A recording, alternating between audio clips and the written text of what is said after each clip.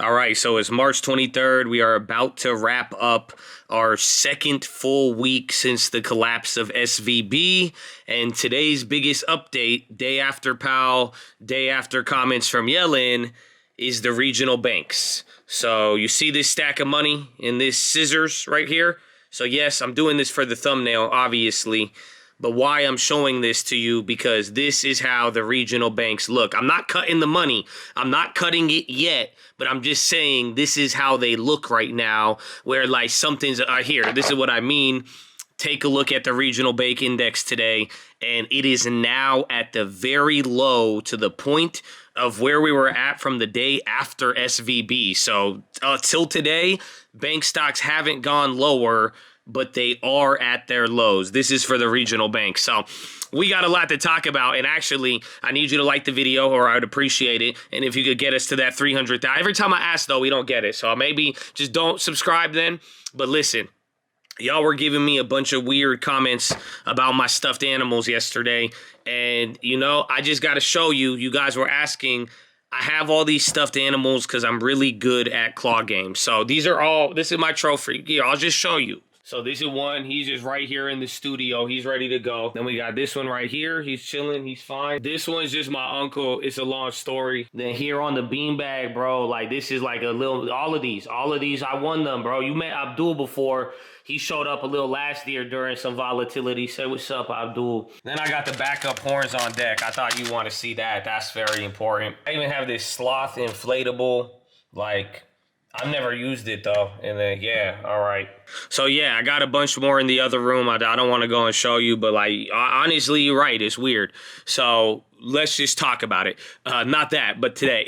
So as far as what happened, like I told you, that big update came from the regional banks just kind of underperforming. But as far as like news, the other big thing was Janet Yellen. So yesterday, people like Bill Ackman, they were saying her comments about not insuring deposits. They thought that was going to spark round number 2 of everybody trying to get their money out of the bank. So this morning, or actually it was really right before Power Hour, Yellen spoke before Senate instead of the House, and it seems like she was aware of what happened yesterday because she did make a change to her statement. Now, it was more supportive, or at least it was read different than yesterday, but here's the important part. Just take a look.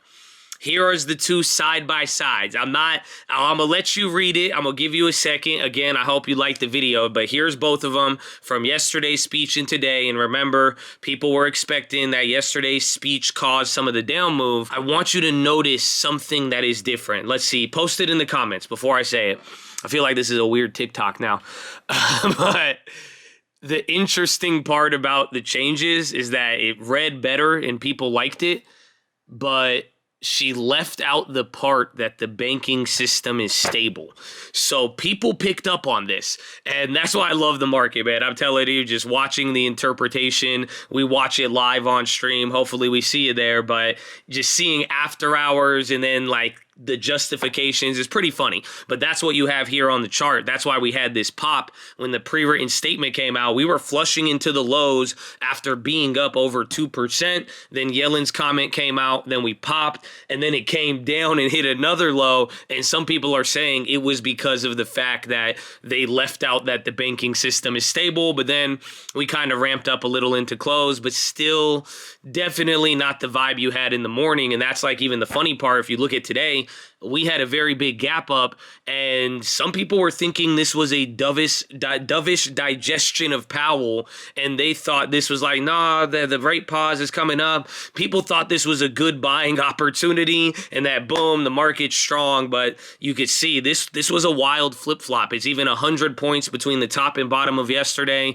We did fill the gap from where we gapped up, but just round trip, this thing was pretty big. So moving forward now, we got to really really figure out where do we go from here. But hopefully you've been following along, and I let me know if I'm doing a good job. I want to make sure you're on there, but it's just like we haven't really had too many updates in the last day or so. So these were the biggest ones. It was Yellen. It was regional banks selling off, led by First Republic. No news of raising money. The only other news is that some of the Fed lending facilities drew down while some of them went up, and that's it. But between the last 2 days, it has simply been Jerome Powell and Janet Yellen. We got Jerome, and it's kind of 50-50 on both sides. Again, a lot of uncertainty. Yellen, and this is something to take into account, even if people want to blame that big drop that she caused, or if it was Powell, the market didn't bounce the same rate as yesterday at all off of any of her statements. But these are the updates that we're getting back and forth. And now where we go from here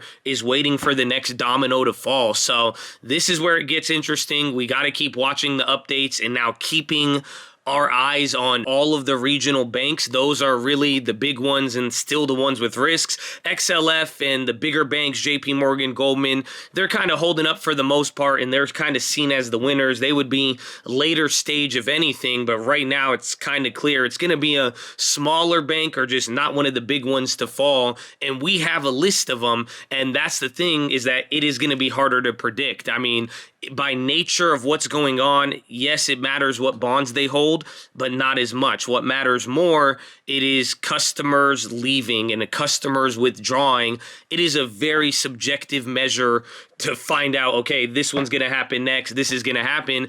It really depends. That's why comments like ensuring deposits or whatever happens with the Fed, it has the ability to spark that. Or again, bad news. We are using the same criteria from here.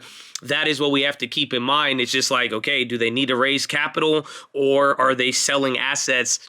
That's pretty much the only warning signs, because we can't even get the citations. Jerome Powell yesterday was talking about how there's like 6 banks who have immediate citations from the Fed that they need to respond to, and we don't have that info. So besides that, it's really going to be a subjective measure of who is going to go next. But that being said, some chads have brought this to my attention. There's 2 names right now that are kind of emerging in the regional bank scene, and it is Capital One, and the reason is that their credit default swaps are hitting almost an all-time high or even higher than COVID. Then the next one is MTB. Some people say they got a notice from a Fed. I have not been able to confirm that, but you could see they are one of those banks hitting new lows, and I think they have a tie there to Buffett, but like I'm saying, it's all very subjective, and we got to see. But both of those names are 2 banks that have gone lower, so going to be watching for that. We're going to watch any updates tomorrow. We will be getting James Bullard, and then next week, hopefully we start to hear from more Fed members, and that'll drive the digestion. But tomorrow will be big for the banks. This whole banking thing, like we've talked about, we are now getting into the conclusion of the second full week since this has happened. And now Fridays are huge because this is where they can announce news. This is where they could come up with whatever, maybe a new facility over the weekend. That's the government, but the banks can announce news, fundraising efforts, sales, whatever they want. And then they have 2 days where the market is closed, and now their prices won't be fluctuating back and forth 5 to 15% like we've been seeing. So keep your eyes out for this Friday after Powell.